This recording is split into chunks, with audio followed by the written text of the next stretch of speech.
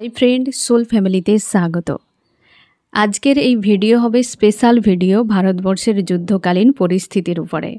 Operation সিঁদুর 2 চলছে বর্তমান, এবং গ্রহ নক্ষত্রের কী অবস্থান, কি গোচর রয়েছে, কি সংকেত দিচ্ছে, কতদিন থাকতে পারে এবং এর পরিণাম কি হতে পারে, একটা সম্ভাবনা, এবং ভারতবাসী হিসেবে আমাদের কি দায়িত্ব এবং কর্তব্য এবং কি করণীয় এই সময়ে। প্রথমেই আমি বলে রাখি, যারা পাকিস্তানি প্রেমীরা রয়েছে তোমরা চলে যাও, কারণ এই সময় সেই সময় ৭১কে মনে করে দেওয়ার, এই সময় সেই সময় শত্রুকে সমূলে বিনাশ করার। অনেক কিছু তোমার খারাপ লাগতেই পারে, তো সেই জন্য প্রথমেই বলছি তুমি চলে যেতে পারো। যাই হোক, তো বর্তমান গ্রহ নক্ষত্রের কী অবস্থান বলছে এবং গোচর কি রয়েছে আর কি সংকেত দিচ্ছে। মে এবং জুন মাস জুড়ে যে সকল গ্রহ নক্ষত্রের অবস্থান এবং গোচর রয়েছে সেগুলো খুব একটা শুভ সংকেত দিচ্ছে না। প্রথমত শুক্র বসে রয়েছে বৃহস্পতির ঘরে। শুক্র হচ্ছে গুরু, বৃহস্পতিও গুরু। তো দুই গুরু থাকা মানেই সমস্যার সমাধানের থেকে সমস্যা বাড়তে থাকে। তার জন্যে এটিকে অশুভ বলে ধরা হয়েছে। বৈশাখ মাসের শুক্লপক্ষের পঞ্চমী তিথি পড়েছে শুক্রবার, যেটা কিন্তু মোটেও শুভ নয়। এবং ১২ বছর অন্তর অন্তর একটি সংযোগ হয়, যেটি 14ই মেতে হতে চলেছে। বৃহস্পতি আক্রমণাত্মকভাবে মিথুন রাশিতে প্রবেশ করতে চলেছে।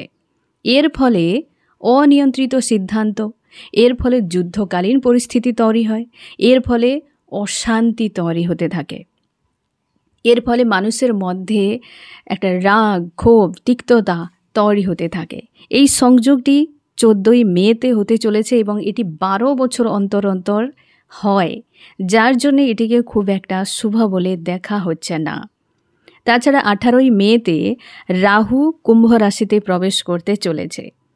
তাই 18ই মে পর্যন্ত শনি ও রাহু মিলে পিশাচ যোগ তৈরি করছে।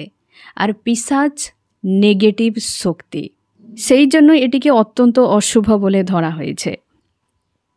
কারণ এই সংযোগ হলে বৃহৎ আকার যুদ্ধকেও কিন্তু সংকেত দেয়।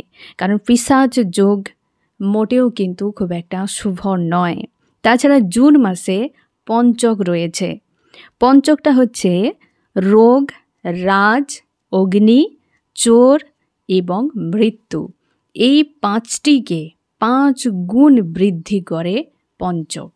আর এই সময়টি রয়েছে 9 জুন শুক্রবার সকাল 6টা 2 মিনিট থেকে 13ই জুন মঙ্গলবার দুপুর 1টা 32 মিনিট পর্যন্ত এই সংযোগটি থাকছে।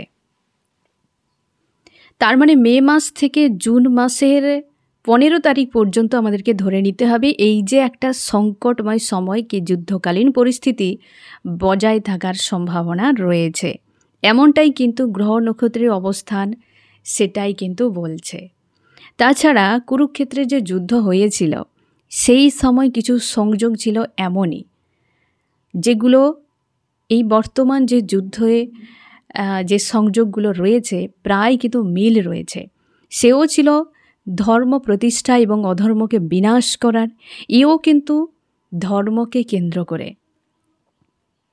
এবং দুই দেশের মধ্যে যুদ্ধ, এও সেই অধর্ম, একে অধর্মই বলা উচিত। কারণ সন্ত্রাস কখনোই কোনো ধর্মের হতেই পারে না। হতে পারে সে কোনো ধর্মকে হয়তো আশ্রয় নিয়েছে, কখনোই কোনো ধর্ম এই ধরনের কোনো নেগেটিভ শক্তিকে প্রশ্রয় দিতে পারে না। যারা সন্ত্রাসবাদী, যারা এই ধরনের মানুষগুলোকে সাপোর্ট করে, তাদের সমূলে বিনাশ হওয়া উচিত। যেটা আমাদের সনাতন ধর্মে কুরুক্ষেত্রের যুদ্ধ কিন্তু এমনই ছিল, যে ধর্ম প্রতিষ্ঠা অধর্মের বিনাশ। ঠিক আছে, তো সেই যে কুরুক্ষেত্রের যুদ্ধ হয়েছিল সেই সময় যে সংযোগগুলো ছিল সেগুলোতেও ছিল এরকম, যে শুক্র বসে ছিল বৃহস্পতির ঘরে। সে সময় বৃহস্পতি মিথুন রাশিতে প্রবেশ করেছিল, সেই সময় পিশাচ যোগও ছিল, সেই সময় পঞ্চক ছিল, এবং সেই সময় শনি কুম্ভ থেকে মীন রাশিতে প্রবেশ করেছিল, যেটা 29শে মার্চ অলরেডি হয়ে গিয়েছে।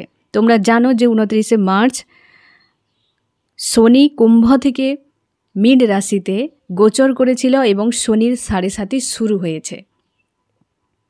তো কুরুক্ষেত্রের যুদ্ধের যে একটা ব্যাপকতা ছিল, ভয়াবহ যে একটা বিষয় ছিল, তো সেক্ষেত্রে যখন শনি অলরেডি সরে গিয়েছে, তো আর বাকি সংযোগ থেকে বোঝা যাচ্ছে যে খুব বেশি ভয়াবহ বা ব্যাপকতা কিছু নাও হতে পারে। তবে এই সংকট সময়টার সম্ভাবনা রয়েছে 14ই জুন বা 15ই জুন পর্যন্ত আমাদেরকে এটিকে দেখতে হতে পারে। তারপর ধীরে ধীরে হয়তো শান্তির দিকে যেতে পারে।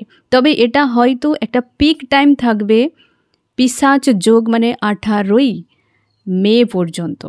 18ই মে পর্যন্ত পিশাচ যোগ যেহেতু রয়েছে, তো এই সময়টা হয়তো একটু বেশি টাফ আমাদেরকে দেখতে হতে পারে।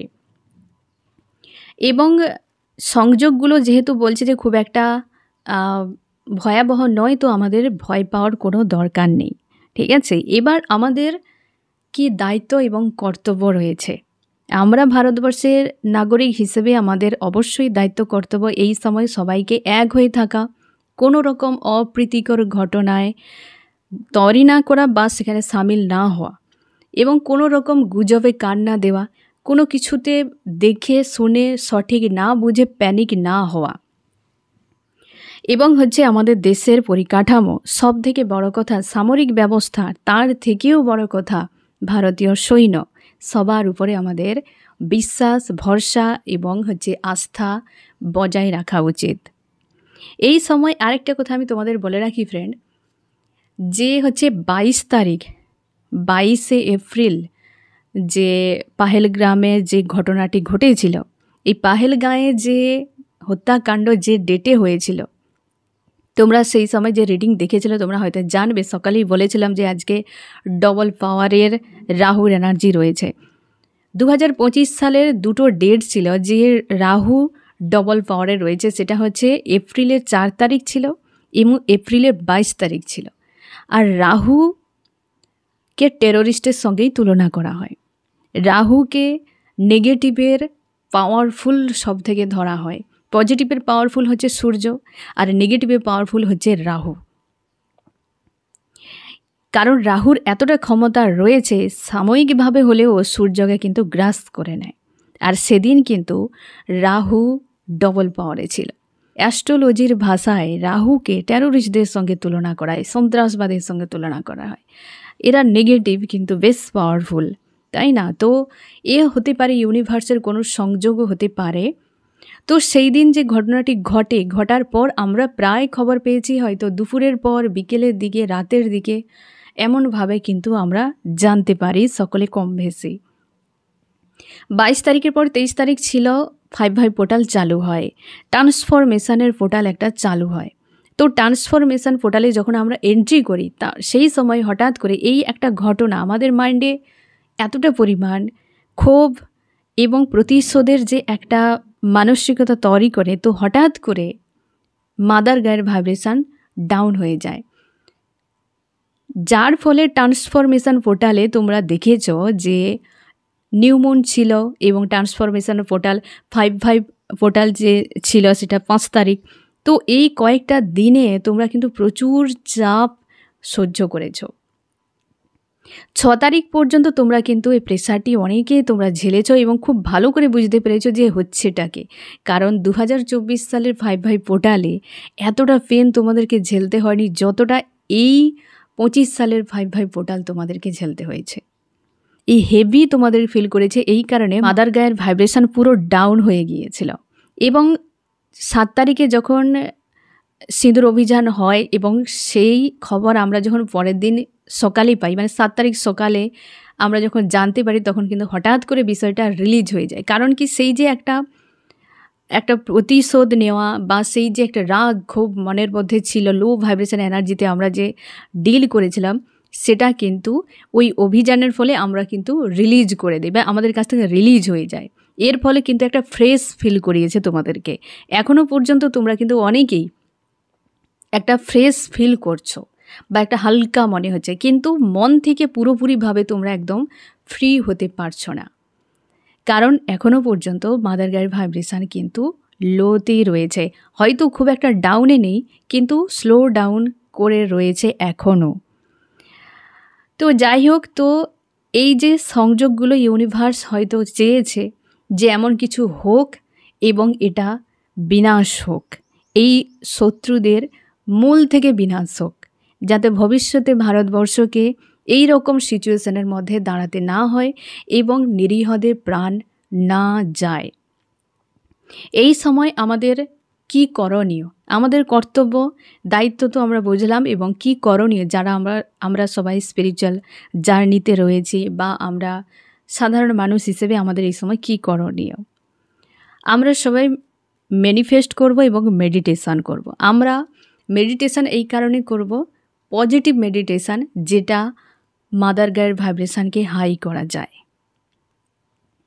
এবং প্রোটেকশানের জন্য আমরা মেডিটেশান করব এবং ইউনিভার্সের কাছে আমরা প্রার্থনা করব ভারতবর্ষের প্রোটেকশানের জন্য, আমাদের দেশের সৈন্যদের প্রোটেকশানের জন্য। মেডিটেশানটা আমরা কিভাবে করব, আমি তোমাদেরকে 12 তারিখ রয়েছে ফুল মুন, 18 তারিখ রয়েছে পিশাচ যোগ, তো তারই মাঝে আমি তোমাদেরকে একটা নির্দিষ্ট টাইম বলে দেবো ফ্রেন্ড, যে টাইমে আমরা সবাই মিলে মেডিটেশান করব, একটা নির্দিষ্ট মেডিটেশান, এবং আমরা প্রার্থনা করব ইউনিভার্সের কাছে যাতে আমাদের ভারতবর্ষ সুরক্ষিত থাকে এবং আমাদের ভারতবর্ষের প্রত্যেকটা নাগরিক এবং সৈনিক সবাই সুরক্ষিত থাকে। সবথেকে বেশি আমরা প্রোটেকশান জন্য প্রার্থনা করব ইউনিভার্সের কাছে তাদের জন্য যারা নিজেদের প্রাণের আগে দেশকে রেখেছে, পরিবারের আগে দেশকে রেখেছে, ভারতীয় সৈনিক, তাদের জন্যই আমাদেরকে সবথেকে বেশি প্রার্থনা করতে হবে এই সময়ে।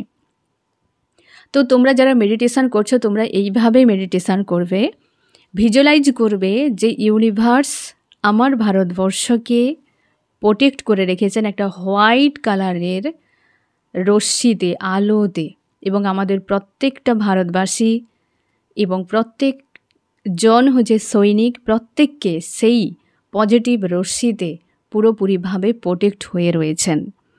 তো এইভাবে তুমি মেডিটেশান করবে এবং সেটা ধীর গতিতে, এবং ইউনিভার্সের কাছে প্রার্থনা করবে মেডিটেশান করার পর যে ধন্যবাদ ইউনিভার্স, আমার ভারতবর্ষ নিরাপদে রয়েছে, আমার ভারতবর্ষের সমস্ত সৈনিক নিরাপদে রয়েছে, আমরা সবাই পজিটিভ রয়েছি, খুশি আনন্দে রয়েছি, আমাদের সহায় থাকার জন্যে অনেক অনেক ধন্যবাদ, অনেক অনেক ধন্যবাদ।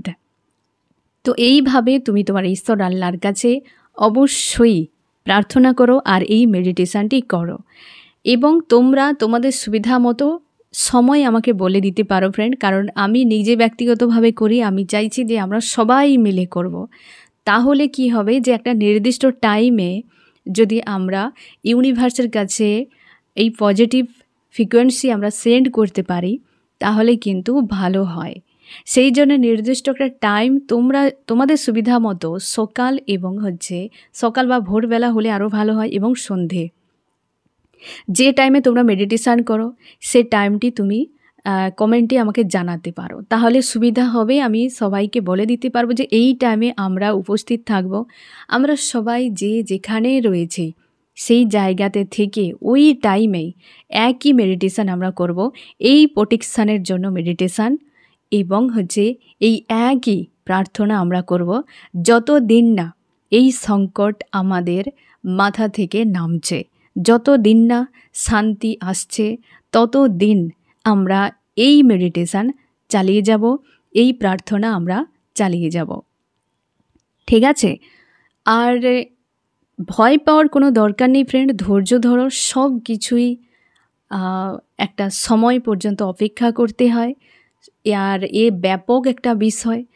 আর সেই জন্যে কোনো কথায় সবথেকে বড় কথা যে কোনো কিছুতে ভয় পাবে না। আমাদের দেশে যে সামরিক ব্যবস্থা, আমাদের দেশের যে পরিকাঠামো যথেষ্ট উন্নত এবং নিরাপদ আমার দেশ, তো তার জন্যে ভয় পাবে না কোনো জায়গাতে, কারোর কথাতে। কোনো নিউজ দেখে হলেও অনেক কিছু বিষয় নিউজে আসে না, টিআরপি বাড়ানোর জন্য বহু কিছু তোমরা দেখতে পাবে, প্যানিক হবে না, পজিটিভ থাকবে, স্ট্রং থাকবে, কারণ আমাদেরকে এই সময় মাদার গায়ের ভাইব্রেশনকে হাই করতে হবে, পজিটিভ করতে হবে এবং আমরা সবাই শক্তিশালী, সবাই মিলে একজোট হয়ে অশুভ শক্তি ঠিকই বিনাশ করতে পারবো। তো ফ্রেন্ড, অবশ্যই তুমি তোমার টাইম কমেন্টে আমাকে জানাবে এবং ওই টাইমে আমরা সবাই কিন্তু আমি সবাইকে জানিয়ে দেব, আমরা একসাথেই মেডিটেশন এবং প্রার্থনা করব, ঠিক আছে? আর এ বিষয়ে তোমার যদি কোনো প্রশ্ন থেকে থাকে আমাকে জিজ্ঞাসা করতে পারো। জয় হিন্দ, বন্দে মাতরম, ভারত মাতার জয়।